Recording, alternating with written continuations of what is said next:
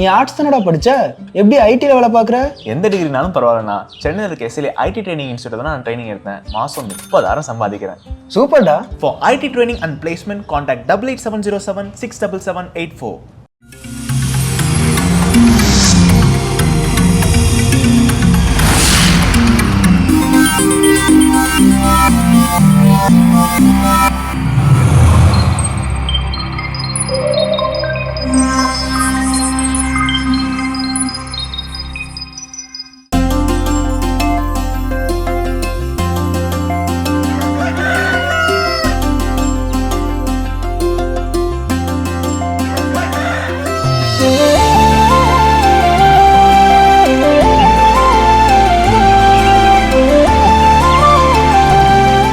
தொலைக்காட்சியின் இனிய உறவுகளுக்கு அன்பு வணக்கம். வணக்கம் ஜோ. வணக்கம் கல்பனா, எப்படி இருக்கிறீங்க? சூப்பரா இருக்கேன், அற்புதமா இருக்கேன், ஆனந்தமா இருக்கின்றேன். நீங்கள் எப்படி இருக்கின்றீர்கள்? நான் போலவே மகிழ்ச்சியா இருக்கிறேன். எஸ், இறைய மக்களும் வந்து செம்ம ஹாப்பியோட சிரிச்சுக்கிட்டே நம்மளை பார்க்கவும் ரெடி ஆயிட்டாங்க. நம்ம என்ன சொல்ல போறோம் அப்படின்றது. எஸ், கதை சொல்லுங்க. ஸோ இன்னைக்கு என்ன கதை அப்படின்னு பார்த்தீங்கன்னா, ஒரு அரசர் வந்து ஒரு அறிவிப்பை கொடுக்குறாரு நாட்டு மக்கள் எல்லாருக்குமே. எல்லாருக்குமே ஒரு பொதுவான ஒரு போட்டி, யார் வேண்டுமானாலும் அந்த போட்டியில் என்ன பண்ணலாம், பங்கெடுக்கலாம். அந்த போட்டியில நீங்க வின் பண்ணிட்டீங்க அப்படின்னா நீங்க கேட்கறது உங்களுக்கு என்ன பண்ணும், கொடுக்கப்படும். ஈவன் என்னுடைய ராஜ்யத்தை நீங்க கேட்டாலும் என் ராஜ்யத்தை நான் என்ன பண்ணிடுவேன், கொடுத்துருவேன். ஒருவேளை அந்த போட்டியில் நீங்கள் தோல்வி அடைந்தீர்கள் என்றால் உங்கள் தலை துண்டிக்கப்படும். இதுதான் போட்டிக்கான ஒரே ஒரு விதிமுறை. அப்போ இந்த போட்டி என்ன அப்படின்னு பார்த்தீங்கன்னா, ஒரு மிகப்பெரிய பிரம்மாண்டமான கதவு அதை செஞ்சு வச்சிருக்காங்க. ஒரு கோயில் கதவுகள் போல ரொம்ப பெரிய ஒரு 10 ஆட்களுடைய உயரத்தில் இருக்கக்கூடிய கதவு. அப்போ 50 அடி உயரம், 50-60 அடி உயரம் இருக்கக்கூடிய ஒரு கதவு. நல்ல பெரிய வலிமையான மரக்கன்று. இந்த கதவை ஒரே தள்ளில் என்ன பண்ணணும், திறக்கணும். இதுதான் அது. அப்போ எல்லாரும் இதை யோசித்து பார்க்க, இவ்வளோ பெரிய கதவு ஜைஜாண்டிக்காக இருக்குது, இதை போய் எப்படி தள்ளுனா திறக்க முடியும்? ஒரே ஒரு அட்டம்ப்ட் தான். நீங்கள் போய் ஒரு தடவை தள்ளி அது ஃபுல்லாக திறக்கலை அப்படின்னா அவங்களோட தலை என்ன பண்ணிடுவாங்க, துண்டிச்சிருவாங்க. இவ்வளோதான். ஸோ இப்போ இந்த கதவை பார்த்ததுலேருந்து யாருமே போட்டிக்கு தயாராக இல்லை. எல்லாருமே யார் கலந்துக்க போகிறா அப்படின்னு சொல்லி வேடிக்கை பார்க்கத்தான் நிற்கிறாங்களே தவிர யாரும் போட்டியில் கலந்து கொள்ளலை. ஏன்னா அவ்வளோ பெரிய கதவை ஒரே தள்ளுவது அவ்வளோ சாத்தியம் இல்லை. ஏன்னா அவ்வளோ பிரம்மாண்டமாக பெருசாக இருக்குது அந்த கதவு. அப்போ ஒரு இளைஞன் என்ன பண்ணுறான், துணிஞ்சு அந்த போட்டிக்கு என்ன பண்ணுறான். ஸோ நான் இதை என்ன பண்ணுறேன், ட்ரை பண்ணுறேன் அப்படின்னு சொல்லி. ஸோ ஓகே, அப்போ தெரிஞ்சு பாத்திரம் அப்படின்னு சொல்லிட்டு வந்து என்ன பண்ணுறான், அப்படி லைட்டாக தான் சொல்ல அது அப்படி பூ மாதிரி என்ன ஆயிருது, கதவு திறந்துருது. அது ரொம்ப பெரிய சிரமமாகவே இல்லை. அப்போ இந்த இளைஞனை கூப்பிட்டு கேட்குறாங்க, எப்படி உன்னால யாருமே வராத இந்த துணிச்சல் ஒன்னிடம் எப்படி துணிச்சல் வந்துச்சு அப்படிங்கிறது. ஸோ வாழ்க்கையில் வாய்ப்புகள் எப்போ கிடைக்கும் எப்படின்னு தெரியாது. அந்த வாய்ப்புகளை பயன்படுத்திக்கணும்னு ஆசைப்பட்டேன், பயன்படுத்திக்கிட்டேன். அப்போ அதில் இருக்கக்கூடிய ரிஸ்க் அப்படிங்கிறத நம்ம பார்க்கவே கூடாது. அந்த ரிஸ்கை எப்படி நம்ம சரிவர பயன்படுத்தி மாற்றிக்கொள்ள வேண்டும் என சிந்திக்க வேணுமே தவிர அதை நினைத்து அந்த வாய்ப்பை இழந்து விட கூடாது. எஸ், கண்டிப்பா நமக்கு தேவையும் இதுதான், இந்த தன்னம்பிக்கை தான். ஸோ வாய்ப்புகள் வரும்போது தன்னம்பிக்கையோட செயல்படுவோம், வெற்றி அடையும்ன்றது இந்த கதையில நம்ம தெரிஞ்சுக்கிட்டோம். இப்போ நம்ம ஆலி தரிசனம் பார்க்கலாம்.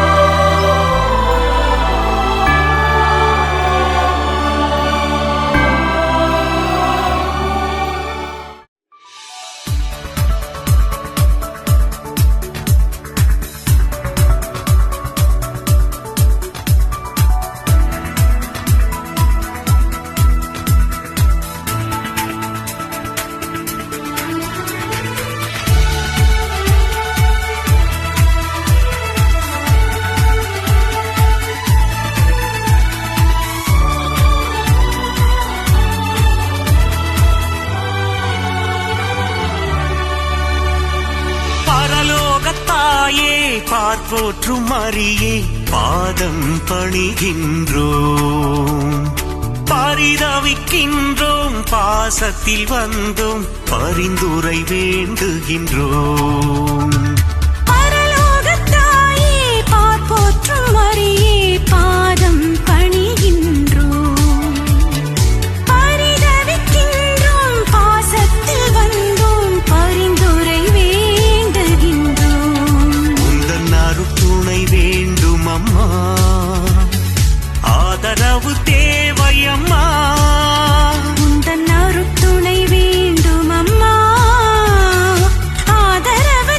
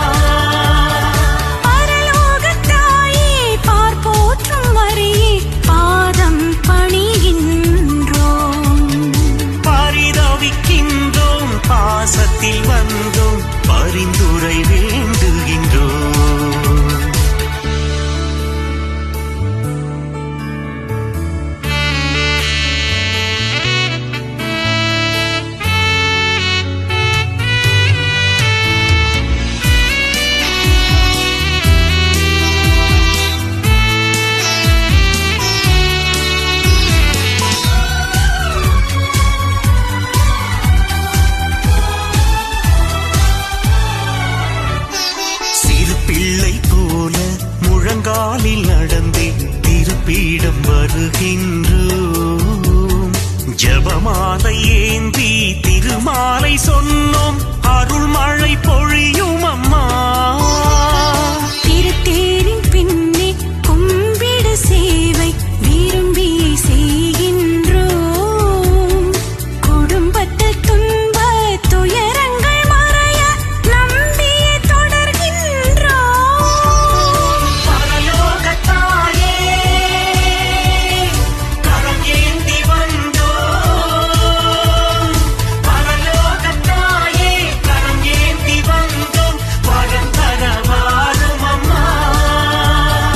பரலோகத்தாயே பார்ப்போற்றும் மரியே பாதம் பணிகின்றோம். பரிதவிக்கின்றோம், பாசத்தில் வந்தோம், பரிந்துரை வேண்டுகின்றோம்.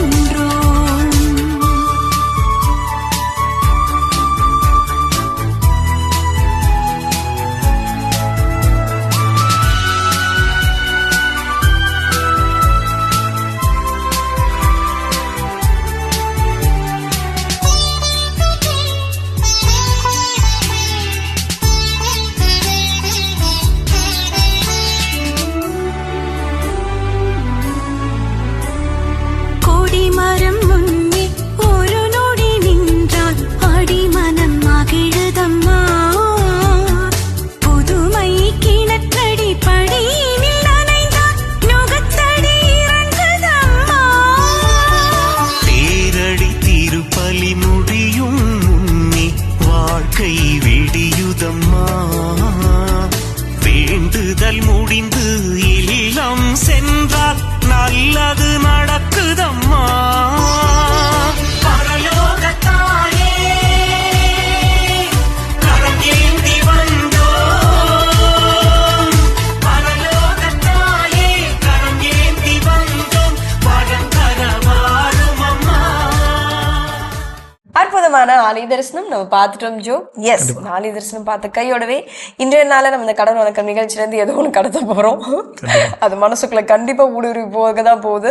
அப்படிப்பட்டது என்ன நம்ம கடத்த போறோம். அடுத்து என்னன்னா, இந்த கதையில நம்ம கேட்ட வாய்ப்பு எல்லாருக்குமே எப்போதுமே கிடைத்து கொண்டிருக்கிறது. சிலர் என்ன பண்றாங்க, வாய்ப்புகளை உருவாக்கவும் செய்கிறார்கள் வெற்றியாளர்கள். அப்போ சில நேரங்கள் நம்ம வாய்ப்பை இழந்து விட்ட பிறகு மீண்டும் அது போன்ற வாய்ப்பு நமக்கு கிடைச்சது அப்படின்னா அது நம்ம வாய்ப்பா அப்படிங்கிறதே ஒரு என்ன பண்றோம், ஒரு சந்தேகத்தோடயே நம்ம என்ன பண்றோம், அதையும் இழந்து விடக்கூடிய சூழல் அப்படிங்கிறது இருக்குது. அப்போ என் வாழ்க்கையில் கிடைக்கக்கூடிய இரண்டாவது வாய்ப்பு, இதுதான் என் லைஃப்ல செகண்ட் சான்ஸ் அப்படிங்கிறது எப்படியெல்லாம் நாம் கண்டுபிடிச்சிக்கலாம், தெரிந்து கொள்ளலாம் அப்படிங்கிற. அப்போ இது நமக்கு ரொம்ப ரொம்ப முக்கியமான ஒன்று. ஏன்னா வாழ்க்கையில் வாய்ப்பு கிடைக்கிறதே எனக்கு பெரிய விஷயமா இருக்குது. அந்த வாய்ப்புகளை நாம் உருவாக்கி கொள்கிறோமா அப்படின்னு கேட்டால் அதுக்கும் நம்ம முற்படுவது கிடையாது.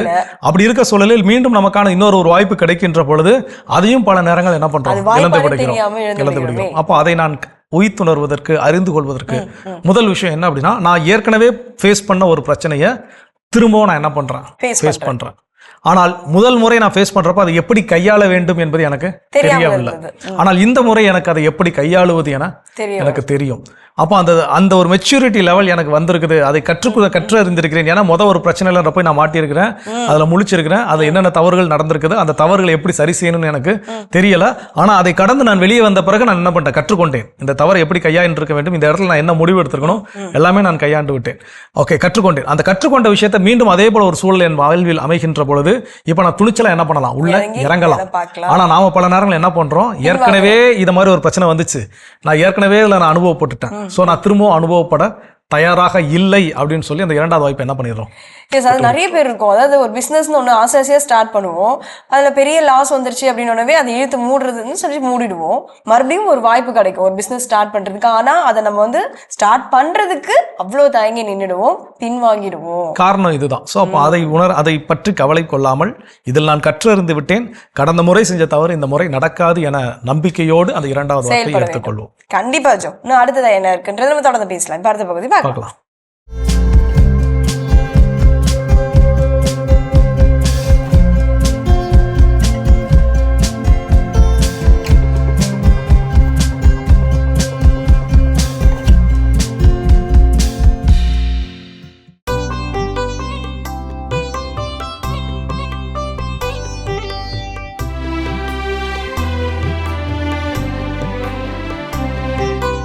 என்றென்றும் அவரை புகழ்ந்து பாடி ஏத்தி போற்றுங்கள், ஏத்தி போற்றுங்கள். என்றென்றும் அவரை புகழ்ந்து பாடி ஏத்தி போற்றுங்கள், ஏத்தி போற்றுங்கள். மலைகளே குன்றுகளே ஆண்டவரை வாழ்த்துங்கள். நிலத்தில் தளிர்ப்பவையே நீங்களெல்லாம் ஆண்டவரை வாழ்த்துங்கள். கடல்களே ஆறுகளே ஆண்டவரை வாழ்த்துங்கள். என்றென்றும் அவரை புகழ்ந்து பாடி ஏத்தி போற்றுங்கள், ஏத்தி போற்றுங்கள். என்றென்றும் அவரை புகழ்ந்து பாடி ஏத்தி போற்றுங்கள், ஏத்தி போற்றுங்கள். நீரூற்றுகளே ஆண்டவரை வாழ்த்துங்கள். திமிங்கலங்களே நீர்வாழ் உயிரினங்களே நீங்கள் எல்லாம் ஆண்டவரை வாழ்த்துங்கள். வானத்து பறவைகளே நீங்கள் எல்லாம் ஆண்டவரை வாழ்த்துங்கள். காட்டு விலங்குகளே கால்நடைகளே நீங்கள் எல்லாம் ஆண்டவரை வாழ்த்துங்கள். என்றென்றும் அவரை புகழ்ந்து பாடி ஏத்தி போற்றுங்கள், ஏத்தி போற்றுங்கள். என்றென்றும் அவரை புகழ்ந்து பாடி ஏத்தி போற்றுங்கள், ஏத்தி போற்றுங்கள். இயேசுவில் பிரியமான சகோதர சகோதரிகளே, மாதா டிவி நேயர்களே, உங்களை தினம்தோறும் திருப்பாடலில் சந்திப்பதில் நான் மகிழ்ச்சி அடைகின்றேன். இன்று நமக்கு கொடுக்கப்பட்ட இந்த இறைவார்த்தையானது தானியேலிலிருந்து எடுக்கப்பட்டது. இந்த தானியேல் முதல் அதிகாரத்தை நாம் வாசிக்கும் பொழுது அந்த அதிகாரத்தில் ஆழந்தரமான கருத்துக்களை நாம் பார்க்க நேரிடும்.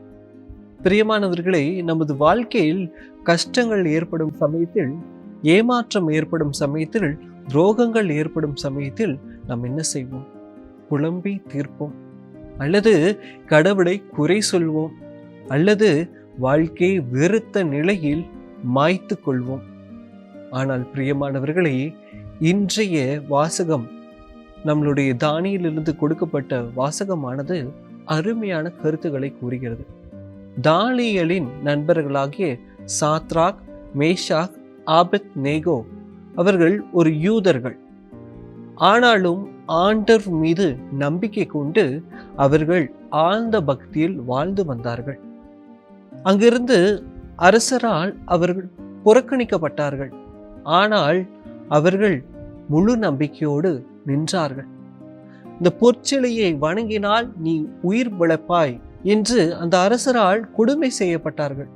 ஆனாலும் அவர்கள் தைரியமாக, நாங்கள் ஆண்டவரால் படைக்கப்பட்ட மனிதர்கள், ஆண்டவருக்காகவே நாங்கள் இருப்போம், எங்கள் உயிர் மாய்ந்தாலும் சரி, நாங்கள் இந்த பொற்சிலையை வணங்க மாட்டோம் என்று உறுதியாக நின்றார்கள். அந்த பகுதியை தான் இன்றைய தியானமாக நம்மளுக்கு இந்த தானியேல் நூலிலிருந்து நம்மளுக்கு கொடுக்கப்பட்டிருக்கிறது. பிரியமானவர்களே, இந்த முதல் பகுதியை பார்த்தோம் என்றால், அவர்களை நீங்கள் இந்த பொற்சிலை வணங்கினால் மாத்திரம் நீங்கள் உயிர் பிழைப்பீர்கள் அல்லது நீங்கள் மாய்ந்து போவீர்கள் என்று உறக்கமான, பயப்படுத்தும், அச்சத்தரக்கூடிய வார்த்தையை கூறினாலும் அவர்கள் எதற்கும் பயம் இல்லை.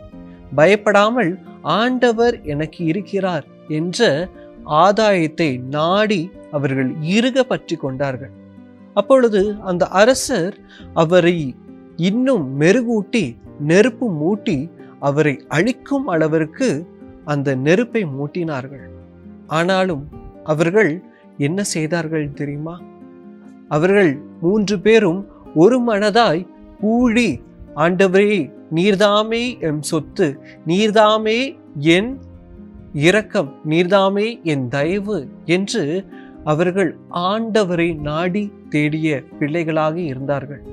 அவர்கள் ஜெபிக்கும் பொழுது பயன்படுத்திய வார்த்தையானது என் முன்னோர் ஆகிய கடவுளை. என் முன்னோராகிய கடவுளை ஏன் அவ்வாறு பயன்படுத்தினார்கள் என்றால், அந்த நேரத்தில் அவர்களுக்கு எந்த காரியமும் இல்லை, அதாவது எருசலேமும் இல்லை, அங்கு இருக்கிற கடவுளையும் அழித்து விட்டார்கள். ஆனால் அவர்கள் முன்னோராகிய கடவுள் எப்பொழுதும் வாக்கு மாறாதவர் என்று நம்மளுடைய உயிருள்ள இறைவன் மீது அவர்கள் பற்றி கொண்டார்கள். அதனால்தான் அவர்கள் நம்பிக்கை தளராமல் ஆண்டவர் மீது தஞ்சம் கொண்டார்கள். பிரியமானவர்களை, நமது வாழ்க்கையிலும் பல ஏமாற்றங்கள் வரலாம், பல தோல்விகள் வரலாம், பல குற்ற பேச்சுகள் ஏற்படலாம். ஆனால் ஆண்டவர் மீது நாம் நம்பிக்கை கொண்டு ஆண்டவருக்காக நாம் வாழ்கிறோமா? இந்த 2வது பகுதியை நாம் சிந்தித்து பார்த்தால், அவர்கள் அந்த நெருப்பின் தூணிலும் அந்த நெருப்பின் தணலிலும் அவர்கள் எவ்வாறு வேண்டினார்கள் என்றால், மலைகளையும் மீன்களையும் விலங்குகளையும் அனைவரும் கடவுளை போற்றுங்கள் என்று கடவுளை ஒரு மனதாய் அனைவரையும் சேர்ந்து போற்றினார்கள். பிரியமானவர்களே, அவர்கள் அந்த மத்தேயு நற்செய்தி அதிகாரம் 18 இறைவசனம் 20 சொன்னது போல செய்தார்கள். எங்கு 2 அல்லது 3 கூடி ஜெபிப்பார்களோ அவர்கள் மத்தியில் ஆண்டவர் வாசம் செய்வார். எனவே அவர்களுக்கு தெரிந்தது, நாம் தனியாக ஜெபித்தால் ஆண்டவருடைய பிரசன்னம் அங்கு செல்லப்படாது. எனவே கூட்டாக தான் 3 பேர் மட்டுமல்லாமல் இந்த உலகில் உள்ள அனைத்து ஜீவன்களும் அனைத்து உயிரினங்களும் ஆண்டவரை புகழ வேண்டும், ஆண்டவரை போற்ற வேண்டும். ஆண்டவர் போற்றினால் ஆண்டவருடைய மகிமையும் மாட்சியும் இங்கு தோன்றும் என்ற நம்பிக்கை அவர்களிடம் இருந்தது. நமது வாழ்க்கையில் நம் பல சமயங்களில் நாம் ஏமாற்றத்தை அடையும் பொழுது நாம் கூடி ஜெபிக்கிறோமா அல்லது தனிமையில் நாம் ஜெபிக்கிறோமா? பிரியமானவர்களே, நமது வாழ்க்கையில் 10 வருஷம் 20 வருஷம் குழந்தை இல்லாமல் இருக்கலாம், கடன் தொல்லையோடு இருக்கலாம். ஆனால் நம் முழு மனதோடு ஆண்டவரே என்று குடும்பமாக ஒருவரையும் விடாமல் குடும்பமாக கூடி ஜெபிக்கும் பொழுது ஆண்டவருடைய ஆசீர்வாதத்தை உணர்வோம் என்று இன்றைய 2ஆம் பகுதி நம்மளுக்கு ஆணித்தரமாக கூறுகிறது. எனவே பிரியமானவர்களை, நாம் முழுமையாக ஆண்டவரிடத்தில் அர்ப்பணிப்போம். இன்று தானியேலின் வாசித்தது போல ஆண்டவர் நமக்கு கூறிய இந்த 2 செய்தியை நமது வாழ்வாக்கிக் கொள்வோம். ஆண்டவரை, எந்த சூழ்நிலையிலும் நாங்கள் உம்மை விடாமல் உம்மை பற்றியே வாழக்கூடிய, உம்மை பற்றி எங்களை வாழ்வு சிறக்க நீர்தாமே எங்களுக்கு தயவு தாரும் என்றும், ஆண்டவரை நாங்கள் குடும்பமாக உம்மை மட்டுமே நாடுவோம், உம்மை மட்டுமே தேடுவோம், அப்பொழுதுதான் எங்களுக்கு முழுமையான ஆசீர்வாதம் கிடைக்கும் என்ற மனநிலையை மாற்றிக்கொள்வோம். ஜெபிப்போமா? எங்களை படைத்து பராமரித்து வருகின்ற பரலோக தகப்பனே, இவ்வேளையிலே சிறப்பாக ஆண்டவரே, எங்கு 2 3 கூடி ஜெபிக்கிறார்களோ அவர்கள் மத்தியில் வாசம் செய்வேன் என்றவரே, இவ்வேளையிலே இந்த நொடி முதல் நாங்கள் குடும்பமாய் ஜெபிக்க எங்களுக்கு வரம் தாரும். எந்த வேதனையும் மத்தியிலும் எந்த இன்னல் மத்தியிலும் நீர்தாமே இருக்கின்றீர் என்ற மனநிலை எங்களுக்கு தாரும். எங்கள் ஜெபங்களெல்லாம் எங்கள் ஆண்டவராகிய இயேசு கிறிஸ்து வழியாக மன்றாடுகிறோம். ஆமேன். அருமையான தினம் ஒரு திருப்பாடல் பகுதி பார்த்துட்டோம். அதோட இன்னைக்கு நம்ம பேசிட்டு இருக்கிறோம் வாழ்வினுடைய 2வது வாய்ப்பை நாம் எப்படி கண்டுணர்வது, அதற்கான வழிகள் என்ன, அதை பேசிட்டு இருக்கோம். அதில் அடுத்தது என்ன சொல்றோம்? நம்மளுடைய வாழ்க்கையில என்னைக்காவது அதை நம்ம மிஸ் பண்ணிருப்போம். ஏதோ ஒரு தருணத்துல அதை மிஸ் பண்ணிட்டு வந்துட்டு இருப்போம். ஆனா அதை நினைச்சு நம்ம ஃபீல் பண்ணி போச்சு, அப்படிப்பட்ட அந்த வாய்ப்பு நம்ம மிஸ் பண்ணிட்டுமே அப்படின்னு. அது ஒரு கனவா இருக்கலாம், இல்ல ஒரு நண்பனா இருக்கலாம், இல்ல ஒரு வேலையாக கூட இருக்கலாம். ஸோ இந்த மாதிரி இப்ப நம்ம ஏதோ ஒரு வேலையை ரொம்ப அப்படி ஆசைப்பட்டு அதுக்கான படிப்பையும் படிச்சு அதுக்காக அந்த பிளேஸ்மெண்ட்ல போயிட்டு அதெல்லாம் அட்டன் பண்ணி அந்த வேலையை போயிட்டு கிட்ட போறப்போ அந்த வேலை நமக்கு கிடைச்சிருக்காது. ஆனா மறுபடியும் அந்த வாய்ப்பு கிடைச்சிருக்கும். ஆனா அது நம்ம தெரியாமே இதெல்லாம் எதுக்கு போனா கிடைக்காது அப்படின்ட்டு திரும்பி வந்திருப்போம். ஒருவேளை அது நம்மை மீண்டும் தேடி வருகிறது என்றால் அது நமக்கான இரண்டாவது வாய்ப்பு. அதை பயன்படுத்திக் கொள்வோம். வச்சுக்கொள்ளணும். இன்னும் வேற என்ன வழிகளில் இந்த இரண்டாவது வாய்ப்பை கண்டுணரலாம் அப்படிங்கிறத தொடர்ந்து பேசுவோம், இப்ப அடுத்த பகுதி பார்க்கலாம். பார்க்கலாம்.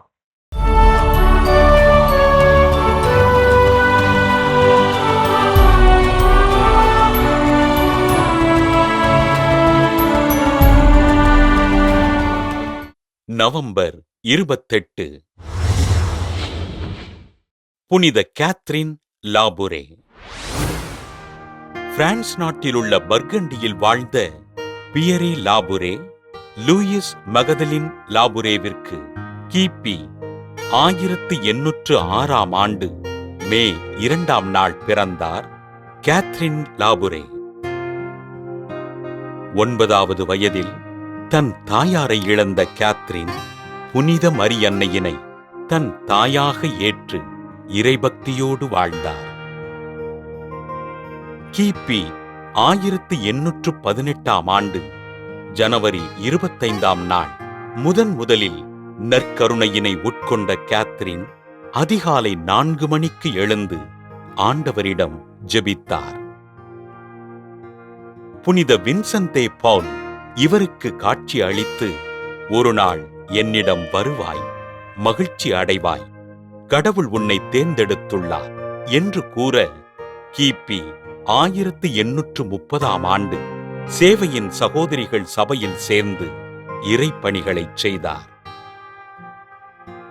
புனித மரியன்னையினை காண விரும்பி அதற்காக புனித வின்சென்தே பவுலிடம் ஜெபித்த கேத்ரின் கிபி 1830ஆம் ஆண்டு ஜூலை 18ஆம் நாள் புனித மரியன்னையினை காட்சியாக கண்டார். கிபி 1830ஆம் ஆண்டு நவம்பர் 27ஆம் நாள் அருட்சகோதரி கேத்ரினுக்கு காட்சி அளித்த மரியன்னை தான் வைத்திருந்த சுரூபத்தினை காண்பித்து, இதனை அணிகிறவர்கள் கேட்கும் அனைத்து வரங்களையும் நிறைவேற்றி ஆசீர்வதிப்பேன் என்று வாக்களித்தார்.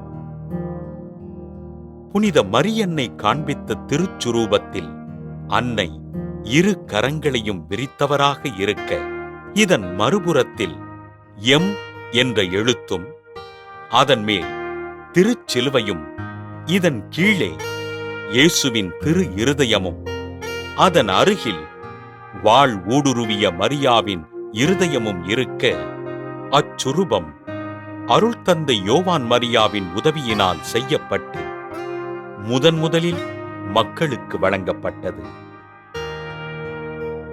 புனித மரியன்னையிடம் பக்தியோடு இருந்து புறக்கணிக்கப்பட்ட மக்களுக்கு ஆதரவளித்து வாழ்ந்த அருட்சகோதரி கேத்ரின் கிபி 1876ஆம் ஆண்டு டிசம்பர் 31ஆம் நாள் விண்ணகம் அடைய, திருத்தந்தை 12ஆம் பத்திநாதர் கிபி 1947ஆம் ஆண்டு ஜூலை 27ஆம் நாள் புனிதராக உயர்த்தினார்.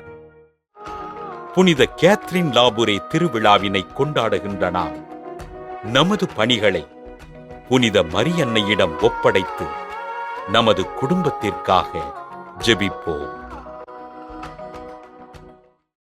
சிறப்பான இன்றைய புனிதர் பகுதி நம்ம பார்த்துட்டோம் ஜோ.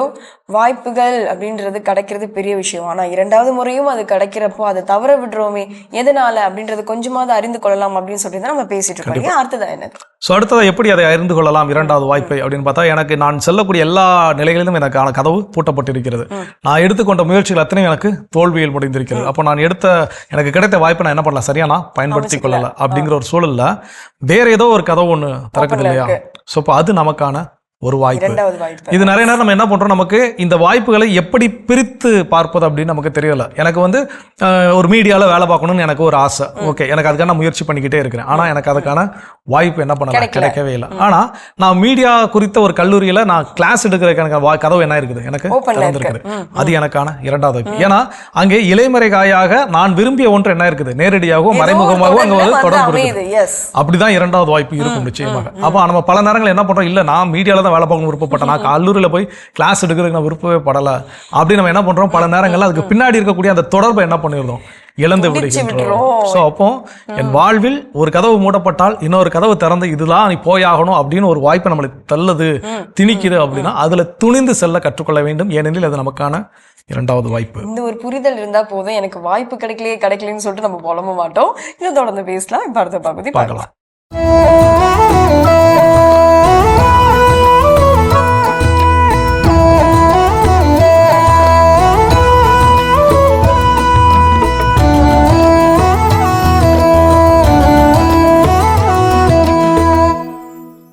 இரண்டு மரவெட்டிகள் காட்டிலே பட்டுப்போன மரங்களை வெட்டி விறகுகளாக சேர்க்க அனுமதி பெற்றிருந்தார்கள். 2 பேருமே காலையில் வேலைக்கு போவார்கள், மாலையில் திரும்புவார்கள். ஒருவர் அதிக விறகுகளை வெட்டி கொண்டு திரும்புவார், களைப்பு எதுவும் அடையாமலேயே. இன்னொருவரே கொஞ்சம்தான் வெட்டி கொண்டு வருவார், ஆனால் அதிக களைப்போடு வருவார். கேட்டார் அவர், உன்னை போலதானே நானும் வெட்டுகிறேன், உனக்கு மட்டும் எப்படி இப்படி சாத்தியம்? அதுவா, நீ எப்படி வேலை செய்கிறாய்? விடாமல் வேலை செய்கிறேன், நிறைய விறகு சேர்க்க வேண்டும் அல்லவா? விடாமலாவா வேலை செய்கிறாய்? ஓய்வே இல்லாமலா? நான் இடையிடையே கொஞ்சம் ஓய்வெடுத்துக் கொள்ளுகிறேன், அதனால் தான் அதிக விறகு வெட்டி என்னால் சேர்க்க முடிகிறது. ஓ, அதுதான் ரகசியமா? அடுத்த நாள் போனான், இடையிடையே ஓய்வெடுத்தான், வெட்டினான், ஓய்வெடுத்தான், வெட்டினான். ஆனாலும் அவனால் அந்த அளவுக்கு விறகு சேர்க்க முடியவில்லை. ஆனால் அந்த மரவெட்டியோ சுமக்க முடியாத அளவுக்கு வழக்கம் போல விறகுகளோடு வந்தான். ஓய்வெடுத்து வேலை செய்தும் என்னால் ஏன் சாத்தியப்படவில்லை? கண்டுபிடிக்க முடிவு செய்தான். அடுத்த நாள் அவனை ரகசியமாக பின் தொடர்ந்தான், மறைந்திருந்து பார்த்தான். அந்த ரகசியத்தை கண்ணார கண்டுபிடித்து விட்டான். அவனோ விறகுகளை வெட்டி சேர்த்தான், சொன்னது போல் இடையிடையே ஓய்வெடுத்தான். ஆனால் அவன் ஓய்வோடு ஓய்வாக தன் கோடரியை தீட்டிக் கொண்டிருந்தான். ஆம், அந்த ஓய்வின் போது கோடரியை தீட்டிக் கொண்டான். கோடரியை தீட்டிக் கொண்டிருக்கும் வேளையில் புத்தியையும் தீட்டிக் கொண்டான், சுறுசுறுப்பாக்கிக் கொண்டான். இது ஆலங்குடி சோமு பாடல் வரிகள். 1965 கத்தியை தீட்டாதே உந்தன் புத்தியை தீட்டு, கண்ணியம் தவறாதே அதில் உன் திறமையை காட்டு, ஆத்திரம் கண்ணை மறைக்கும் போது அறிவுக்கு வேலை கொடு, உன்னை அழித்திட வந்த பகைவர் என்றாலும் அன்புக்கு பாதை விடு, மன்னிக்க தெரிந்த மனிதனின் உள்ளம் மாணிக்க கோயிலப்பா, இதை மறந்தவன் வாழ்வு தடம் தெரியாமல் மறந்தே போகுமப்பா, இங்கே இருப்பது சில காலம், இதற்குள் ஏனோ அகம்பாவம், இதனால் உண்டோ ஒரு லாபம், எண்ணிப்பாரு தெளிவாகும், கத்தியை தீட்டாதே உந்தன் புத்தியை தீட்டு. ஹைட்ரஜன் குண்டுகளும் அணுகுண்டுகளும் சக மனிதரின் பொய்மை குண்டுகளும் உன்னை அழித்து விடும் முன்பே அவற்றை உன்னால் அழித்து விட முடியும் நின்மதியால், நின்மதியால் வரும் நிம்மதியால். கல்வி சாலை மாணவ செல்வங்களே, உங்கள் மூளையோடு இதயமும் விசாலப்படுகிறதா என்பதில் கவனமாக படித்து முன்னேறுங்கள். புத்தியோடு உங்கள் இதயத்தையும் கல்வி சாலையில் தீட்டுங்கள். அருமையான கதைகள் 1000 பகுதி பார்த்துட்டோம். இன்னைக்கான கதையும் சிந்தனையும் கேட்டாச்சு. அதோட நாம இன்னைக்கு பேசிட்டு இருக்கிறோம் கடவுள் வணக்கம் நிகழ்ச்சியில நம்ம வாழ்வினுடைய இரண்டாவது வாய்ப்புகளை எப்படி கண்டுணர்வது அப்படின்னு சொல்லி அதில் அடுத்ததா என்ன சொல்றாங்க. இது வந்து ஒரு உறவுக்கான ஒரு அழகான ஒரு அடையாளம் அப்படின்னு சொல்லலாம். அதாவது பல வீட்டில் வந்து அக்கா தங்கைகள் இருக்கட்டும், இல்லை அண்ணன் தம்பிகள் இருக்கட்டும், இல்லை அப்பா அம்மா இருக்கட்டும், எவ்வளோ பேர் வந்து பிரிந்து போகிற அந்த உறவு நிலை இருக்கு இல்லையா, அது என்றோ ஒரு நாள் யாரோ ஒருவரை மன்னித்து விட்டு வந்து ஒன்று சேர்வதற்கு வருவாங்க. அப்போ அந்த நிலையை வந்து நம்ம என்ன பண்ணணும் அப்படின்னா, இரண்டாவது வாய்ப்பா அதை ஏற்றுக்கொண்டு அவர்களை அந்த இடத்தில் நம்ம வந்து அரவணைச்சிக்கணுமே தவிர, மறுபடியும் நம்ம அந்த வாய்ப்பை மிஸ் பண்ணி, இல்லை நீ அன்னைக்கு அவ்வளோ பேசின, அவ்வளோ செஞ்சு, அவ்வளோ என்னை வந்து திட்டின, அதனால நான் திரும்பவும் கூட செய்யற விருப்பம் இல்லைன்னு சொல்லிட்டு சொல்லக்கூடாது. அந்த வாய்ப்பை தவற விட்டுறக்கூடாது. கண்டிப்பாக இப்ப நாம தவறு செய்திருக்கின்ற பட்சத்துல நம்மளை மன்னிச்சு திரும்பவும் வராங்கன்னா கண்டிப்பாக அவர்களை ஏற்றுக்கொள்ள வேண்டும். ஏன்னா நாம செஞ்சது தப்பாக இருந்தாலும் நம்மளை மன்னிச்சு ஓகே அப்படி நம்முடைய முக்கியத்துவத்தை அவர்கள் என்ன பண்றாங்க அப்படின்னா நிலைநாட்டுகிறார்கள். அந்த இடத்துல நீ லைஃப்ல முக்கியமான ஒரு நபர் அப்படின்னு சொல்லி அப்போ மீண்டும் அவர்களை நாம் காயப்படுத்தி விடக்கூடாது. அதே நேரத்தில் நமக்கு யாரோ ஒருத்தங்க தவறு செய்து அதை மன்னிப்பு கேட்டு மனமோந்து வருகிறார்கள். அதை நாம் உணர்ந்து கொள்கின்ற பொழுது வீட்டில் சொல்லியிருக்கிறோம், என்னுடைய சகோதரன் யாரோ ஒருத்தங்க என்ன தப்பு செஞ்சுட்டு மன்னிப்பு கேட்டால் என்ன பண்றது, மன்னிக்கிறது. அது எத்தனை முறை மன்னிக்கிறது, எத்தனை தடவை வந்து அவங்க திரும்ப சொன்னாலும் திரும்ப என்ன பண்ணணும், மன்னிப்பை தான் கொடுக்கணும் அப்படின்னு சொல்லி. ஸோ இப்போ அதுபோல இருக்கக்கூடிய வாய்ப்புகள் என்னுடைய வாழ்வின் இரண்டாவது வாய்ப்புகள். கற்றுக்கொள்வோம். இன்னும் வேற என்ன இருக்குங்கிறத தொடர்ந்து பேசுவோம்.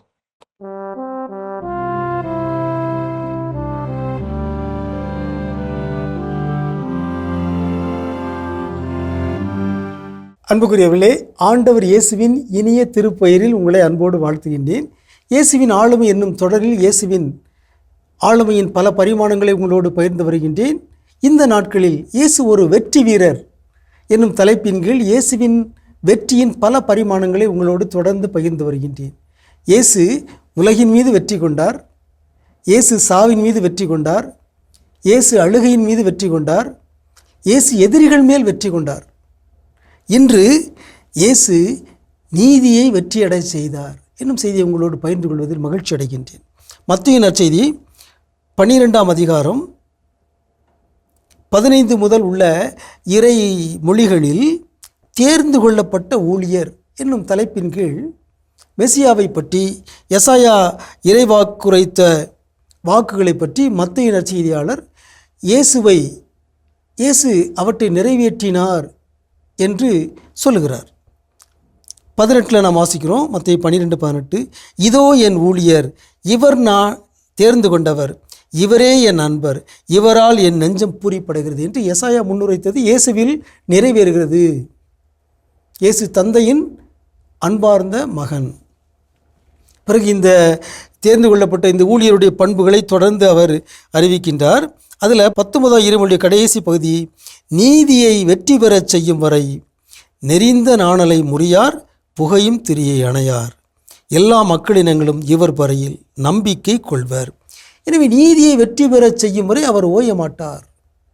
நீதியை வெற்றி பெறச் செய்தார். எப்போது? சிலுவையிலே எல்லாம் நிறைவேறிற்று என்று அவர் சொன்னபோது அங்கே நீதி வெற்றி பெற்றுவிட்டது. அதனுடைய தொடர்ச்சியாக இன்றும் உலகில் நீதி வெற்றி பெறுவதற்காக இயேசுடைய சீடர்கள் உழைத்து கொண்டிருக்கிறார்கள், போராடி கொண்டிருக்கிறார்கள். நாமும் அந்த திருப்பணியில் இணைய வேண்டும். நீதியின் வெற்றி. இந்த உலகில் நீதி வெற்றி பெற வேண்டும். அநீதிதான் வெற்றி பெறுகிறது, அநியாயம்தான் வெற்றி பெறுகிறது என்பது பொதுவான ஒரு புலம்பலாக இருக்கிறது. அதை மாற்ற வேண்டும். நீதி வெற்றி பெற வேண்டும். தர்மத்தின் வாழ்வுதனை சூதுகவும் தர்மம் மறுபடியும் வெல்லும் என்று சொல்லப்பட்டிருக்கிறது. எனவே நீதியின் மீது அநீதி வெற்றி கண்டுவிட்டது போல தோன்றினாலும் நீதியே இறுதியில் வெற்றி பெறும். காரணம், இயேசு நீதியின் மீது வெற்றி கொண்டார். நீதியை வெற்றி பெறச் செய்யும் வரை அவர் நெறிந்த நாணலை முறியார், புகையும் திரியை அணையார், எல்லா மக்களினங்களும் அவர் பெயரில் நம்பிக்கை கொள்வர். எனவே இயேசுவின் மீது நம்பிக்கை கொண்ட அனைவரும் இந்த நீதியின் வெற்றியிலும் நம்பிக்கை கொள்ள வேண்டும். இந்த உலகில் நீதியே இறுதி வெற்றி பெறும், உண்மையே இறுதி வெற்றி பெறும், நியாயமே இறுதி வெற்றி பெறும் என்கிற வெற்றியின் மனிதர்களாக நாம் வாழ வேண்டும். புலம்புகிற மனிதர்களாக, தோல்வியின் மனிதராக, விரக்தியின் மனிதராக, இது ஒரு அநீதி நிறைந்த உலகம் என்று புலம்புகிற மனிதர்களாக வாழாமல் நீதியின் மனிதர்களாக, வெற்றியின் மனிதர்களாக இயேசுவை போல நாமும் வாழ்வோமாக. உங்களுக்கு அமைதி உரித்தாகுக. மிக சிறப்பான இயேசுவின் ஆளுமைகள் பகுதி நம்ம பார்த்துட்டோம். நம்முடைய வாழ்க்கையில் கிடைக்கக்கூடிய 2வது வாய்ப்புகளை எப்படி அறிந்து கொள்வது? அடுத்ததாக எப்படி அறிந்து கொள்ளலாம் அந்த வாய்ப்பை அப்படின்னு பார்த்தீங்கன்னா, நம்ம ஏதோ ஒரு கனவு வச்சிருப்போம், இல்லை இலக்கு வச்சிருப்போம், இல்லை நம்மகிட்ட ஏதோ ஒரு ஐடியாஸ், ஒரு திட்டங்கள் ஏதாவது என்ன இருந்திருக்கும். ஒரு இடத்துல இது செட் ஆகாது, இதுக்கான பொருளாதார நிலை என்கிட்ட இல்லை, கால சூழல் ஏற்றார் போல அமையலை, என்னோட நட்பு வட்டாரம் அப்படி அமையலை, எனக்கு ஃபேமிலி சப்போர்ட் இல்லை அப்படின்னு சொல்லி ஏதோ ஒரு சூழல் என்ன பண்ணிருப்போம், அதை நம்ம விட்டுருப்போம். அது நம்ம மைண்ட்ல இருந்து நம்ம போயிருக்கோம். என்னைக்கோ ஒரு நாள் திடீர்னு அந்த விஷயம் எந்த ஒரு தூண்டுதலும் இல்லாமல் அதை பத்தின நினைப்பு வர்றதுக்கு வாய்ப்பே நமக்கு இருந்திருக்காது. அதை பத்தின எந்த பொருளையோ நபரையோ எதையுமே நம்ம என்ன பண்ணிருக்க மாட்டோம், பார்த்திருக்க மாட்டோம். அப்படி சூழல் 0.01% கூட இருக்கிறதுக்கு வாய்ப்பே கிடையாது. அப்படிப்பட்ட சூழலில் எனக்கு மீண்டும் அது நினைவுக்கு வருது. யாருமே அதை தூண்டி எழுப்பல, ஆனா எனக்கு அது வந்து வருது. ஒரு 10 வருஷத்துக்கு முன்னாடி நான் இப்படி நினைச்சேன், ஒரு 15 வருஷத்துக்கு முன்னாடி இப்படி நான் நினைச்சேன், எனக்கு திடீர்னு அது எனக்கு திரும்ப ஞாபகத்துக்கு வருது அப்படின்னா அதை செய்வதற்கான சூழல், அதை செய்வதற்கான வாய்ப்பு எல்லாமே இப்போ என்கிட்ட என்ன இருக்குது. அது எனக்கான 2வது வாய்ப்பு. ஏன்னா காரணம் இல்லாம என்னுடைய ஆழ் மனதில் புதைந்து போன ஒன்று எந்த ஒரு தூண்டுதலும் இல்லாமல் திரும்ப என் நினைவுக்கு என்ன பண்றாது, வராது. ஆனா வருது அப்படின்னா அது எனக்கான 2வது வாய்ப்புன்றதை நம்ம தெரிஞ்சுப்போம். இன்னும் தொடர்ந்து இதை பத்தி சுவாரஸ்யமா பேசலாம். அதுக்கு முன்னாடி ஒரு சின்ன பிரேக் போயிடலாம். நிச்சயமா.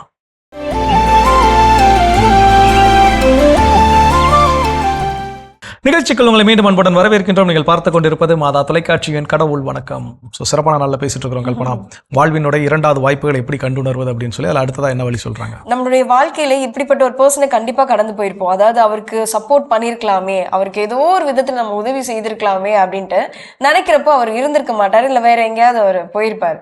ஆனா அது கொஞ்ச நாள் கழிச்சு அவர் நம்ம கிட்ட மறுபடியும் வந்திருப்பார். அப்போ நம்ம நினைச்சிருப்போம் இல்லையா, ஐயோ இவருக்கு தானே சப்போர்ட் பண்ணணும்னு நினைச்சோம், உதவி பண்ணணும்னு நினைச்சோன்னு. இது இரண்டாவது வாய்ப்பா நம்ம அதை எடுத்துக்கிட்டு அதை செய்யலாம். சிம்பிளா நம்ம கார்லயோ பைக்லயோ போயிட்டு இருக்கோம், அளவு சாலையில வழி லிஃப்ட் கேட்டு நிக்கிறாங்க, அவரை பார்ப்பதற்கு நடப்பதற்கு கடினப்பட்ட ஒரு மனிதர் இல்ல ஒரு மாற்றுத்திறனாளின்னு கூட என்ன பண்ணலாம் சொல்லலாம். ஆனா எனக்கு உதவி செய்யணும்னு தோணுது, நான் கடந்து என்ன பண்ணேன், ஸ்பீடா போயிட்டேன். மீண்டும் அடுத்த முறை நான் அவரை பார்க்கின்ற பொழுது அவருக்கு உதவுவதற்கு எனக்கு கிடைத்த இரண்டாவது வாய்ப்பு. ஸோ ஒருவேளை அங்கேயே நான் விட்டுட்டு போயிட்டேன்னா திரும்ப நான் அவரை என்ன பண்ணிருக்க முடியாது, பார்த்துருக்கவே முடியாது. ஒருவேளை கிடைச்சா ரொம்ப ரேர், அது மூணாவது வாய்ப்பெல்லாம் கிடைக்கிறது. ஸோ இந்த மாதிரியான உதவிகள் செய்ய வாய்ப்பு கிடைக்கின்ற பொழுது அப்பப்போ அதை செய்து விட வேண்டும். ஸோ கற்றுக்கொள்வோம். இன்னும் வேற விஷயம் இருக்குங்க, தொடர்ந்து பேசலாம்.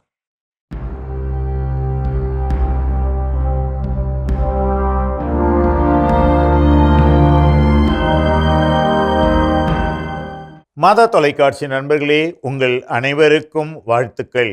நமது வாழ்விலே வெற்றி என்பது எப்போது வந்து சேரும்? இந்த கேள்வியைத்தான் பலமுறை நாம் கேட்டுக்கொண்டே இருக்கிறோம். ஒவ்வொருவரும் கேட்டுக்கொண்டிருக்கிறார்கள். இதோ அந்த கேள்விக்கான ஒரு மிக அழகான முக்கியமான ஒரு பதிலை நமது இந்திய நாட்டினுடைய பெரும் தலைவர்களில் ஒருவராகிய ஜவஹர்லால் நேரு இங்கே குறிப்பிட்டு காட்டுகின்றார். அவர் கூறுகிறார், success often comes to those dare and act, and it seldom goes to the timid who are afraid of consequences. அதாவது மன உறுதியுடன் துணிந்து செயல்படுவோரே வெற்றியடைவர். விளைவுகளுக்காக அஞ்சி கோழைத்தனமாக செயல்படுவோர் வெற்றி அடையார். நண்பர்களே, நம் வாழ்விலும் நம்மை சுற்றி இருப்பவர்களுடைய வாழ்விலும் பலமுறை இதை நீங்கள் கண்டிருப்பீர்கள். மன உறுதியோடு தைரியமாக எதுவென்றாலும் வரட்டும், எல்லாவற்றையும் நான் பார்ப்பேன் என்று தைரியமாக செல்லுகின்ற போது அவர்கள் வெற்றியடைவார்கள். ஏனென்றால் அந்த மன தைரியத்தோடு செல்லும்போது வருகின்ற சிறு சிறு இடர்களை எல்லாம் கூட அவர்கள் தட்டிவிட்டு அப்படியே போய்கொண்டே இருப்பார்கள். ஆனால் ஐயோ இப்படி நடந்து விடுமா, நான் இதை செய்தால் இந்த விளைவு வருமே, நான் இப்படி செய்தால் இப்படி நடக்குமே என்று சொல்லி அஞ்சி அஞ்சி கோழைத்தனமாக செயல்படுவோர் வெற்றியை அடைய மாட்டார். இதோ வெற்றி என்ற ஏணியினுடைய உச்சக்கட்டத்திலே ஏறிய ஜவஹர்லால் நேரு அவரது அனுபவத்திலிருந்து நமக்கு சொல்லுகின்ற இந்த உண்மையை நாமும் ஏற்று வாழ அழைக்கப்படுகிறோம். மன உறுதியுடன் துணிந்து செயல்படுவோர் வெற்றி அடைவர். இப்படி ஆகுமா, இப்படி வருமா, இந்த விளைவு ஏற்படுமா என்றெல்லாம் விளைவுகளுக்காக அஞ்சி அஞ்சி கோழைத்தனமாக செயல்படுவோர் வெற்றியை கட்டாயம் அடைய மாட்டார்கள். எனவே நீங்கள் மன துணிச்சலோடு வாழ்ந்து வெற்றி அடையப் போகிறீர்களா, அல்லது அஞ்சி அஞ்சி கோழைத்தனமாக வாழ்ந்து வெற்றியை இழக்கப் போகிறீர்களா? முடிவு உங்கள் கையில். உங்கள் அனைவருக்கும் வாழ்த்துக்கள். மிக சிறப்பான பகுதி ஆன்றோர் வாக்கு நம்ம பார்த்துட்டோம் ஜோ. அடுத்ததாக இரண்டாவது வாய்ப்பு நம்ம எப்படி அறிந்து கொள்ளலாம்? ஸோ எப்படி அறிந்து கொள்ளலாம் அப்படின்னா, வாழ்க்கை அப்படிங்கிறது விசித்திரமான ஒரு கல்லூரி அப்படின்னு சொல்லுவாங்க. இங்கே வந்து முதலில் தேர்வுகள் நடத்தப்பட்ட பின்னரே அதன் பின் பாடங்கள் கற்றுக் கொடுக்கப்படுகிறது அப்படின்னு சொல்லி. அதாவது என்னைக்கோ ஒரு நாள் அழுது நினைச்சு இன்னைக்கு நமக்கு சிரிக்கலாம், என்னைக்கோ ஒரு நாள் சிரிச்சு நினைச்சு ஐயோச்சா அன்னைக்கு போய் இப்படி சிரிச்சிருக்கிறோம் அப்படின்னு நினைச்சு இன்னைக்கு வருத்தப்படக்கூடிய ஒரு நாட்கள் இது மாறி மாறி அமையும். ஒரே நாளில் வேற வேற சூழல்ல வேற வேறு விதமான மனநிலைகள். அப்போ அதுபோல என்னுடைய வாழ்க்கையில் ஏதோ ஒரு விஷயத்தையோ இல்லை ஏதோ ஒரு நபரோ எனக்கு பார்க்கின்ற பொழுது அவங்க மேலே ரொம்ப எரிச்சலாக வருது, அவங்க மேலே நான் கோபத்தை நான் பயங்கரமாக அவங்க மேலே நான் என்ன பண்ணியிருக்கிறேன், காட்டியிருக்கிறேன். ஸோ அப்படிப்பட்ட சூழலில் அவங்க என் வாழ்க்கையை விட்டு என்ன பண்ணிட்டாங்க, போயாச்சு. திரும்ப மீண்டும் அவர்களோடு பயணிக்கக்கூடிய ஒரு வாய்ப்பு எனக்கு என்ன ஆகுது, கிடைக்குது. அந்த நேரத்தில் எனக்கு அவங்க மேலே இருந்த கோபமோ வெறுப்போ என்ன பண்ணல இல்லை. அப்போ மீண்டும் அவர்களோடு நான் பயணிக்க வேண்டும் அப்படிங்கிறது இறைவனுடைய திருவிழமாக கூட நம்ம இருக்கலாம், திட்டமாக கூட. அப்போ அந்த நேரத்தில் நான் வந்து கிடைச்ச வாய்ப்பை என்னுடைய கோபத்தினாலும் என்னுடைய வெறுப்பினாலும் என்ன பண்ணிட்டேன், இழந்து விட்டேன். இப்போ திரும்பவும் அவங்களோடு பயணிக்கக்கூடிய ஒரு வாய்ப்பு வருகின்ற பொழுது என்கிட்ட அந்த கோபமும் வெறுப்போ இல்லை. அப்போ அவர்களோடு பயணித்து நிறைவு செய்ய வேண்டிய வேலைகள் ஏதாவது நான் நிறைவு செஞ்சு அந்த டாஸ்க் கம்ப்ளீட் ஆச்சுன்னா அவங்க வழியை பார்த்துட்டு போயிடுவாங்க, நான் என் வழியை பார்த்துட்டு போயிடுவேன். அது என்னுடைய வாழ்வினுடைய இரண்டாவது வாய்ப்பு. இது சிறப்பா இருந்தது. நம்ம இன்னும் தொடர்ந்து பேசலாம். இப்ப அடுத்த பகுதி பார்க்கலாம்.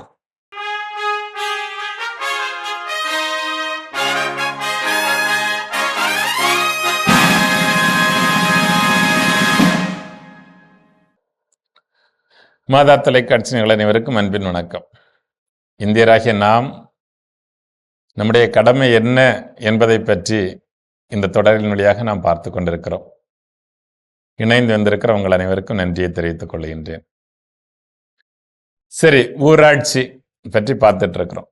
அது ஒரு பெரிய ஒரு அமைப்பு, ஒரு கிராமம் இல்லையா? எல்லாம் ஒரு பெரிய அமைப்பு. பல்வேறு சாதி, பல்வேறு மதங்கள், ஈவன் மொழிகள் கூட வித்தியாசம் பேசுகிறவங்க இருக்கலாம். அந்த மாதிரி எல்லாம் பல்வேறு பிரிவுகளை சார்ந்த மக்கள், அப்படியெல்லாம் இருக்கிற ஒரு ஊராட்சி சிறப்பாக நடத்துவது எப்படி? அப்போ நம்ம இவ்வளோ திட்டங்கள் பார்த்தோம் இல்லையா? 11வது அட்டவணையின் கீழ் இவ்வளோ விஷயங்கள் இருக்கு. இதெல்லாம் அவங்க மட்டும் பேசுவாங்களா, இல்லை நம்ம நேரடியாக போய் பேசுவோமா? அப்படி இல்லை. அப்போ அதை எப்படி சிறப்பாக செயல்படுத்துவது என்பதற்காகத்தான் அரசியலமைப்பு சட்டம் கிராம சபைகளை உருவாக்கி இருக்கிறது. கிராம சபை. அதனால எப்படி ஊராட்சிகளில் நல்ல தலைவர்களை உருவாக்குவதற்கு வாக்களிக்க நாம் செல்கிறோமோ, அதை விட முக்கியமானது நாம் நம்முடைய கருத்தாக குரலாக ஒலிக்கிற ஒரே இடம்தான் கிராம சபை. இந்த ஒவ்வொரு அந்த வார்டும் அல்லது அந்த ஒவ்வொரு ஊராட்சியும் பல்வேறு கிராம சபைகளாக பிரிக்கப்பட்டிருக்கின்றன.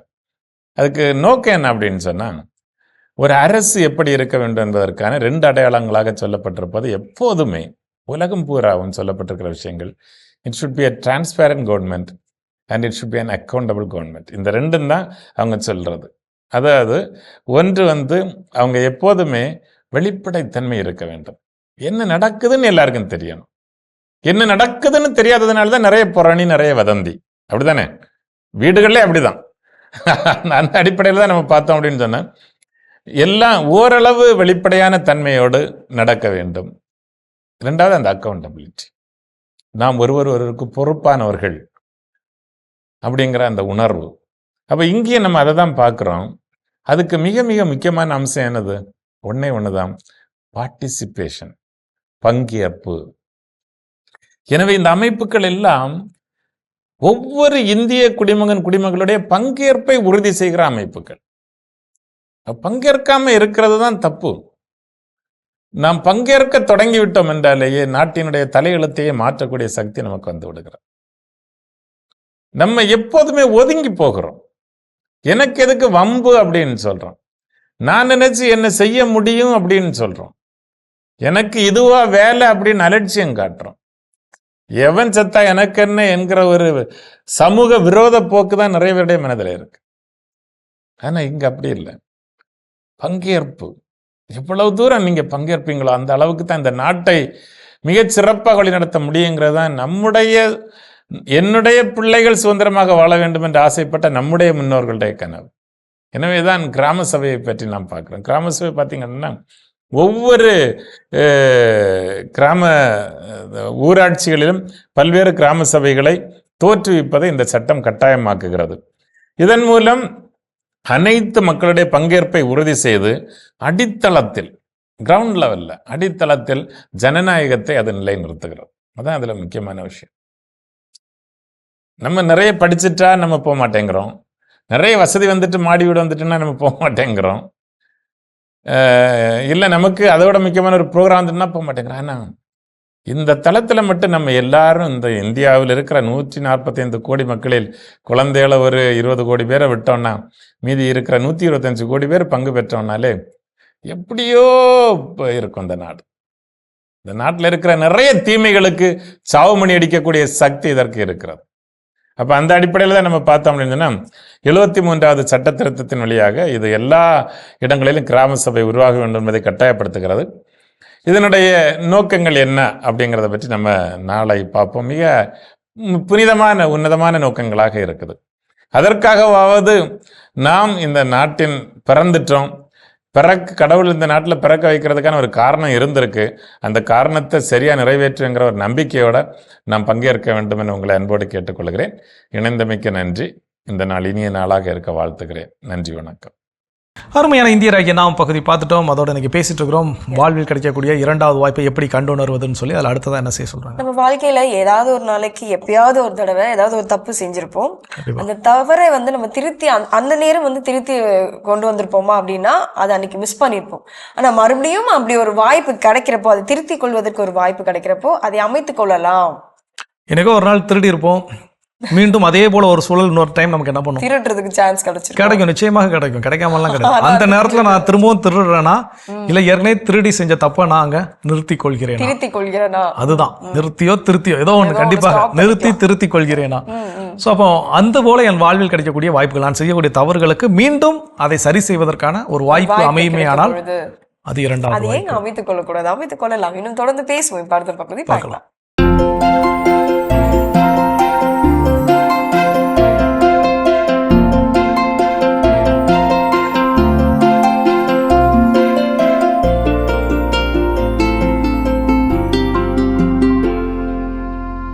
அனைவருக்கும் வணக்கம்.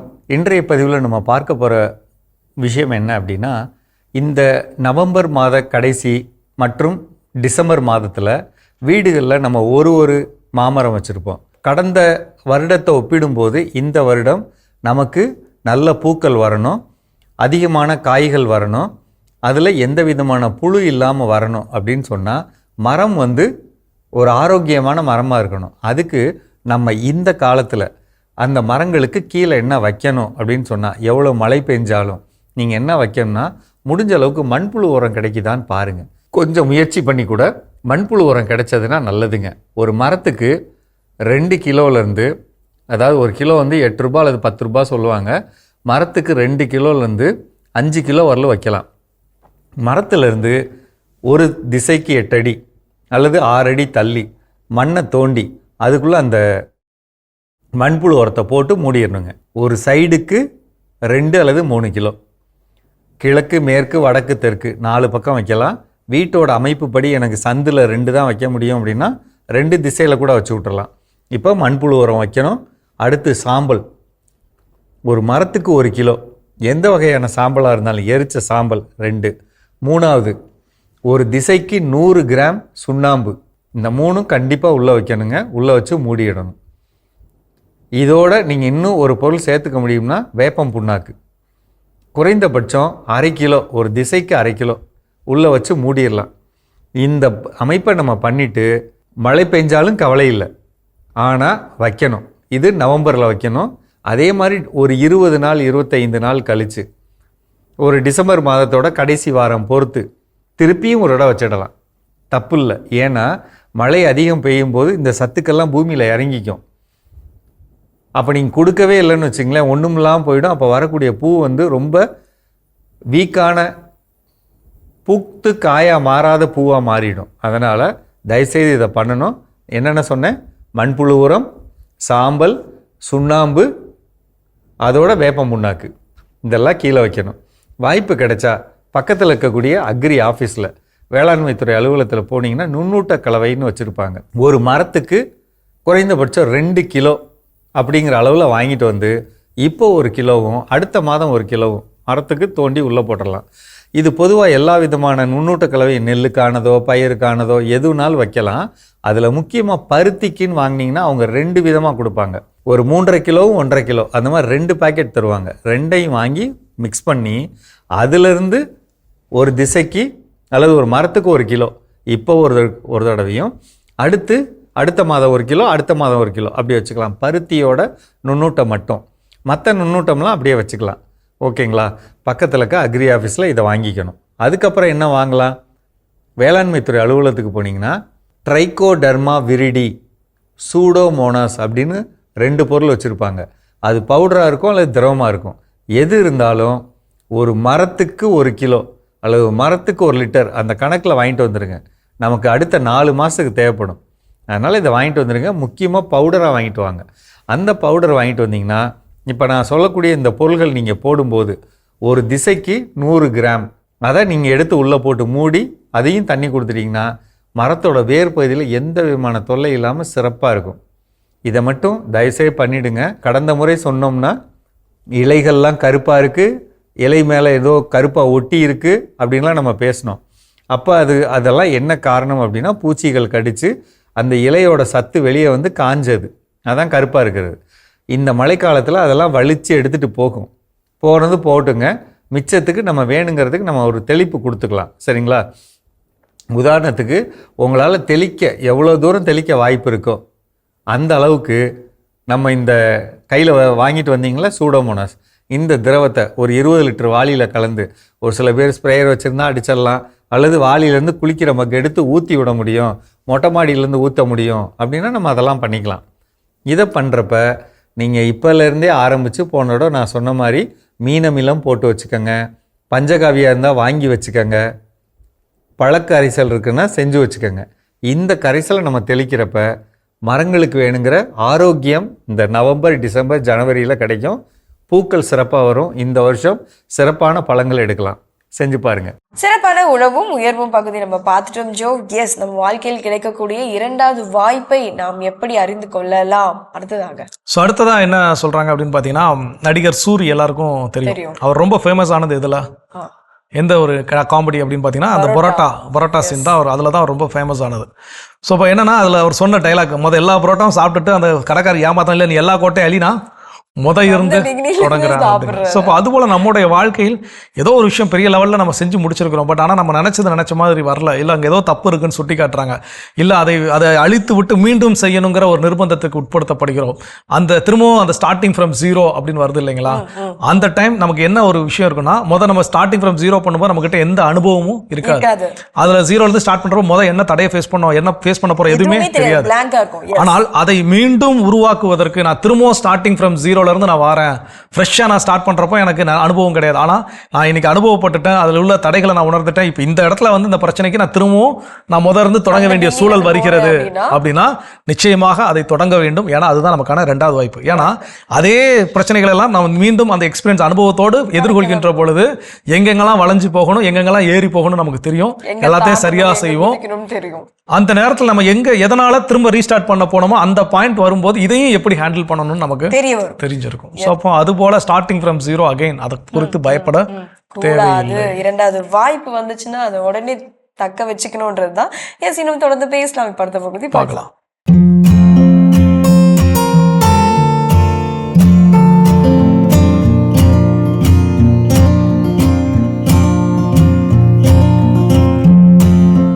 அன்பார்ந்த மாதா தொலைக்காட்சி நேயர்களுக்கு வணக்கம். இப்போ கிட்னி ப்ராப்ளம் அப்படின்னு கண்டுபிடிச்சிட்டாங்க, உங்களுக்கு இருக்கு, உடனே தொடர்பு கொள்ளுங்க. கிரியேட்டினின் லெவல் 1.2 நார்மல்னு சொல்றாங்க. நாங்கள் என்ன சொல்றோம், உங்களுக்கு கிரியேட்டினின் லெவல் 1 இருந்தாலே நமக்கு இன் ஃபியூச்சர் விரைவில் கிட்னி பாதிப்பு ஏற்படும் அப்படிங்கிற உஷார் நிலையில இருக்க. அதே போல் நேற்றைய நிகழ்ச்சியில் சொன்னோம் என்ன மாதிரி சிம்டம்ஸ்லாம் இருக்கும் அப்படின்னு. அதில் எந்த அறிகுறிகள் காணப்பட்டாலும் உடனே நீங்கள் மருத்துவரை அணுகி நீங்கள் பிளட் டெஸ்ட் எடுத்துருக்க, ஸ்கேன் பண்ணிடுங்க. அப்போ கிட்னியின் சுருக்கம் கூட உங்களுக்கு தெரியும். இதெல்லாம் வச்சு தான் கிட்னி ப்ராப்ளம் இருக்குது அப்படிங்கிறது சரி. இது முடிந்த அளவு டயாலிசிஸ் போகாமல் தடுக்க முடியும். ஆரம்பத்திலேயே நீங்கள் பார்த்துட்டீங்கன்னு சொன்னால், அதாவது லைஃப் லாங் டயாலிசிஸே போகாமல் உங்களால் கடைப்பிடிக்க முடிந்தால் நிச்சயமாக டயாலிசிஸ் இல்லாமல் வாழ முடியும். எப்படின்னு கேட்டிங்கன்னா, ரெகுலராக செக் பண்ணுறீங்க, இப்போ 1.2 ஆர் 1.9 இல்லை 2 இருக்குது, உடனே வாங்க. எல்லாரும் 10-15 கிரியேட்டினின் லெவல் அவ்வளோ போன பிறகு எனக்கு வித்தவுட் டயாலிசிஸ் எனக்கு பார்க்க முடியுமானா எப்படிங்க பார்க்குறது? இதில் அந்த மனிதனோட உடல் நிலை நம்ம பார்க்கணும். என்ன மோசமான நிலைகள் ஏற்பட தெரியுமா? கிரியேட்டினைன் ஒரு 6-7க்கே உடம்பு தாங்கிறது இல்லை. ஆனால் அறிகுறிகள் ரொம்ப மோசமாக இருக்கும். சிலருக்கு 2-3லே ரொம்ப மோசமான அறிகுறிகள் காணப்படும். அப்போ உடனே டாக்டர் என்ன சொல்லுவாங்க, இம்மிடியேட் டயாலிசிஸ்ன்னு சொல்லுவாங்க. உதாரணத்துக்கு சொல்லவா, உங்கள் கூடவோ இல்லை உங்களுக்கோ இது நடந்திருக்கலாம், இல்லை கேள்விப்பட்டிருக்கலாம். திடீர்னு ஆஃபீஸில் மயங்கி விழுந்துட்டார், ஹாஸ்பிட்டலுக்கு கூப்பிட்டு போனோம், உடனே பிபி செக் பண்ணாங்க, பிளட் டெஸ்ட் எடுத்தாங்க, இம்மீடியட்டாக டயாலிசிஸ் பண்ணோன்னு சொன்னாங்க அப்படின்னு எவ்வளோ பேர் கேள்விப்பட்டிருக்குங்க. நடந்திருக்கா இல்லையா? நடந்திருக்கு. காரணம், இவர் பிபி இருந்திருக்கோம் அவருக்கு தெரியாது, இல்லை பிபி இருந்திருக்கோம் இர்ரெகுலர் ட்ரீட்மெண்ட், இல்லை சுகர் இருந்திருக்கோம் இர்ரெகுலர் ட்ரீட்மெண்ட், சரியாக கடைபிடிச்சிருக்க மாட்டாங்க. ஆனால் எமர்ஜென்சியில் நீங்கள் போயிட்டு ஒன்ஸ் டயாலிசிஸ்ன்னு தொடங்கிட்டா நிப்பாட்ட முடியாது. அதனால் கவனமாக இருக்க. அப்போது இந்த கிரியேட்டினைன் லெவல் எப்போ உங்களுக்கு ஆரம்ப நிலையிலே பிரச்சனைன்னு தெரிய ஆரம்பிக்குதோ அப்பத்துலேருந்து நீங்கள் ட்ரீட்மெண்ட் எடுத்தால் முதல்ல அதிகமாக்குறதை தடுக்க ட்ரீட்மெண்ட் கொடுக்குறோம். அதுக்கப்புறம் படிப்படியாக குறையிறத கொடுக்குறோம். இப்போ அந்த மாதிரி பேஷண்ட் நிறைய இருக்காங்க. 60 வயது கடந்தவங்க, 70 வயது, 80 வயது நோயாளிக்கெல்லாம், அவ்வளோ வயது நோயாளிக்கெல்லாம் அருமையாக டயட் ஃபாலோ பண்ணி மெடிசன்ஸ் எங்களோட ட்ரீட்மெண்ட்டில் கண்ட்ரோலில் இருக்காங்க.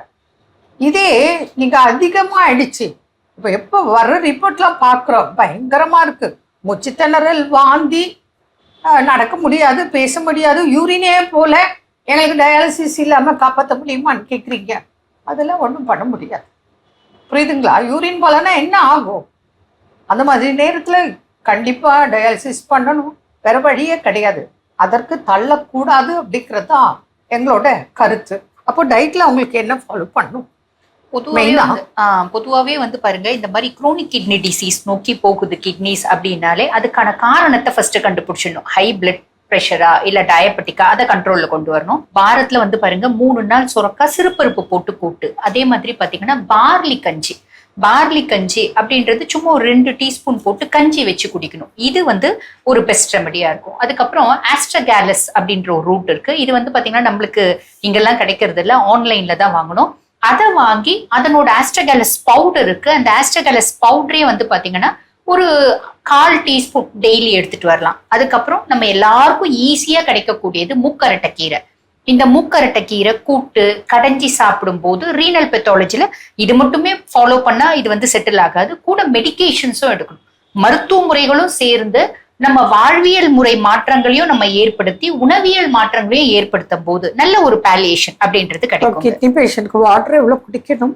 அவங்களோட கிட்னினோட ஒரு ஸ்டேஜை பொறுத்து அவங்களுக்கு வந்து ஓரளவுக்கு கிட்னி வந்து செயல்படுது அப்படின்னா 2 லிட்டர் வரைக்கும் குடிக்கலாம். ரொம்ப வந்து பாருங்க ரீனல் ஃபெயிலியர் அட்வான்ஸா நோக்கி போகுது அப்படின்னா 1 லிட்டர் 1.25 லிட்டர், அது சாம்பார் ரசம் எல்லாமே சேர்த்து 1 லிட்டர் 1.25 லிட்டர் கிட்ட நம்ம வந்து எடுத்துக்கணும். அதாவது உங்களோட கிரியேட்டினைன் லெவல் பொறுத்து தான் நம்ம எல்லாரும் சொல்ல முடியும். அதனால உங்களுக்கு கிட்னி ப்ராப்ளம் ஆரம்பத்துல என்ன சொல்லுவாங்க, உங்களுக்கு லேசா உப்பு வந்திருக்கு அப்படின்னு தான் சொல்லுவாங்க. நீங்க தான் உஷாரா இது கிட்னி ப்ராப்ளம் அப்படிங்கிற விழிப்பு நிலையில அதுக்கு வேண்டியான கொஸ்டின்ஸ்க்கு நீங்க டாக்டர் கிட்ட கேளுங்க. உங்களுக்கு எல்லா ரைட்ஸ் இருக்கு. கேட்டு கவனமாக இருந்தால் நிச்சயமாக முடித்தளவு டயாலிசிஸ் இல்லாமல் பாதுகாக்கும் வழிமுறைகள் நிறைய இருக்கு. என்ன நேர்களே, மீண்டும் நாளைக்கு சந்திப்போம். நன்றி. அன்னை மரியே வாழ்க. அருமையான நம்ம ஒரு இதே பகுதி பார்த்துட்டோம். நிகழ்ச்சியோட நிறைவுக்கும் வந்தாச்சு. ஸோ இன்னைக்கு நாளில் நம்ம பேசிட்டு இருக்கிறோம் கடவுள் வணக்கம் நிகழ்ச்சியில் என்னுடைய வாழ்வில் எனக்கு கிடைக்கக்கூடிய 2வது வாய்ப்புகளை எப்படி நான் கண்டுணர்வது, அதற்கான வழி ஃபைனலாக என்ன சொல்கிறாங்க? எஸ், நிறைய பேர் என்ன பண்ணுவோம், லைஃப்பில் ஃபெயிலியரை பார்த்ததுக்கப்புறம் அவ்வளோதான், நமக்காக கிடைச்ச வாய்ப்பு அதை அமைச்சுக்கிட்டோம், அதில் ஃபெயிலியரை பார்த்துட்டோம், அதை தோற்று போயிட்டோம், இதுக்கப்புறம் நம்மளோட லைஃப் இப்படியே முடிஞ்சு போயிடும் அப்படின்னு நினைப்போம்ல. அந்த இடத்துல நம்ம தன்னம்பிக்கைன்னு ஒரு விஷயம் வரும் பார்த்தீங்களா, அதுதாங்க நம்மளோட 2வது வாய்ப்பு. அது சொல்லணும், இல்லை இதோட லைஃப் முடியல, உனக்கு இன்னொரு சான்ஸ் இருக்கு, நீ இதுவும் இன்னொரு ஸ்டெப் எடுத்து வச்சா நீ இதை விட பெரிய ஸ்டெப்புக்கு போகலாம், பெரிய இடத்துக்கு போகலாம் அப்படின்னு சொல்லிட்டு சொல்லணும்ல. அந்த தன்னம்பிக்கை அதுதான் நம்மளுடைய 2வது வாய்ப்பா நினைச்சு நம்ம தான் அமைச்சுக்கணும். நிச்சயமாக ஒவ்வொரு தோல்விக்கு பிறகும் என்னுள் தன்னம்பிக்கை எஞ்சி இருந்தால் அது எனக்கான 2வது வாய்ப்பு. இதை சொல்லும் போதே எனக்கு நடிகர் ஜார்ஜ் மரியான் நம்ம எல்லாருக்கும் தெரியும். நிறைய திரைப்படங்கள்ல நடிச்சிருக்காரு, காமெடி ரோல், நிறைய ரோல்ஸ் எல்லாம் பண்ணியிருக்காரு. குறிப்பிட்டு முடி சொல்லணும்னா அண்மையில் வந்த திரைப்படத்தில் ஒரு அப்பா ரோல் ரொம்ப சிறப்பாக பண்ணியிருப்பார். அவர் தொடக்க காலத்தில் சினிமாவுக்கு வந்த புதுதில் அவருக்கான ஒரு நடிக்க அழைப்பு, முதல் அழைப்பு வந்திருக்குது. இவர் நடிக்க போயிருக்கிறாரு. அந்த வேடம் என்னன்னு பார்த்தீங்கன்னா போலீஸா நடிக்கணும். ஆனால் இவருடைய தோற்றம் ரொம்ப உயரம் கம்மியான தோற்றத்தில் இருந்ததுனால இவர் அந்த போலீஸ் கட்டப்புக்கு என்ன பண்ண மாட்டார், செட் ஆக மாட்டாருன்னு சொல்லி இவர் என்ன பண்ணிட்டாங்க, ரிஜெக்ட் பண்ணி அனுப்பிட்டாங்க. ஸோ தோல்வி. ஆனால் அந்த தோல்விக்கு பிறகும் அவரிடம் நம்பிக்கை அப்படிங்கிறது இருந்துச்சு. அவர் மீண்டும் திரைத்துறைக்குள்ள வந்தார். திரைத்துறையில் நிறைய கதாபாத்திரங்கள் ஏற்று நடிச்சார். அதுலேயும் குறிப்பிடும்படியாக சொல்லணும்னா, எந்த கதாபாத்திரத்திற்கு தான் பொருந்த மாட்டேன் அப்படின்னு சொன்னாரோ அதே கதாபாத்திரத்தில் 1 தடவை 2 தடவை இல்லை, பல தடவை அவர் நடித்த படங்கள் ஒரு 10 படம் இருக்குன்னா அதில் 7 படம் அவர் போலீஸ்காராக தான் என்ன பண்ணியிருக்கிறார், நடிச்சிருக்கிறார். ஸோ அப்போ வாழ்க்கையில் நம்முடைய தோல்விக்கு பிறகும் என்னிடம் நம்பிக்கை எஞ்சி இருந்தால் அது எனக்கான 2வது வாய்ப்பு. ஸோ வாழ்க்கையில வந்து நமக்கு எப்போதுமே ஒரு திரைப்படத்துல விவேக் சொல்லுவாரு, அதிர்ஷ்டம் ஒரு தடவை தாண்டா காலிங் பெல்ல அழுத்தம், கதவு தட்டல காலிங் பெல்ல அழுத்தம் அப்படின்னு சொல்லுவார். அந்த மாதிரி நம்முடைய வாழ்க்கையில மீண்டும் ஒரு வாய்ப்பு என்பது கிடைக்கும். ஸோ அந்த வாய்ப்பை தக்க வைத்துக் கொள்வதற்கு அதுதான் எனக்கான வாய்ப்புங்கிறத தெரிஞ்சுக்கணும். ஃபர்ஸ்ட் தெரிஞ்சுக்கிட்டா தான் நம்ம தயாரா இருக்க முடியும். அப்ப அதை அறிந்து கொள்வதற்கும் தயாராக இருப்பதற்குமான வாய்ப்பை கடவுள் இன்னைக்கு நம்ம கொடுத்திருக்கிறார். கடவுள் நன்றி சொல்லி இன்னைக்கு நாள் யாரெல்லாம் விழா கொண்டாடுறாங்க பார்க்கலாம்.